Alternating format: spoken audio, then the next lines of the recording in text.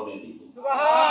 আপনারা দেখবেন যারা বড় বড় নেতা তারা কিন্তু লেকচার দিবে, যারা প্রভাবশালী ব্যক্তি, যারা 10 লক্ষ টাকা 20 লক্ষ টাকা ভাড়া পায় তারা কিন্তু ওয়াজ শুনতে চায় না, তারা কিন্তু ওয়াজ শুনতে চায় না।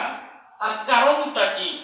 সে নিজেকে গম্ভ মনে করে, নিজেকে ধনট্ট ব্যক্তি মনে করে।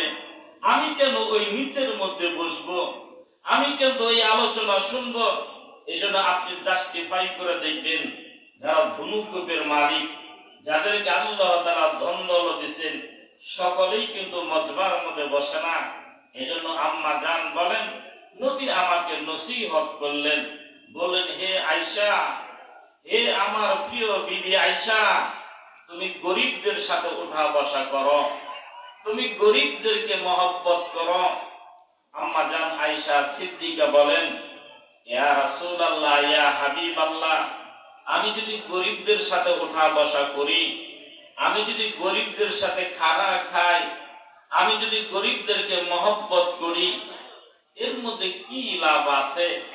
এর মধ্যে কি ফায়দা আছে? নবী বলেন, প্রিয় বিবি রে, মালিক ইয়াউমিদ্দিন, king of the day of judgement, ওই বিচার দিবসে যদি তুমি গরিবদেরকে মহব্বত করো, হে আয়েশা, তাহলে ওই কিয়ামতের ময়দানে ধনীদের থেকে 500 বছর আগে তুমি জান্নাতে চলে যাবে। সুবহানাল্লাহ। আল্লাহ গরিবদেরকে মহব্বত করে, আল্লাহ গরিবদেরকে ভালোবাসে। ধনীওয়ালারা কিন্তু ওয়াজ শুনতে চায় না, ধনীওয়ালারা কিন্তু আলোচনা শুনতে চায় না।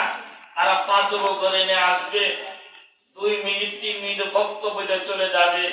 দেখেন এশার নামাজও তারা পড়ে না, এশার নামাজও তারা পড়ে না।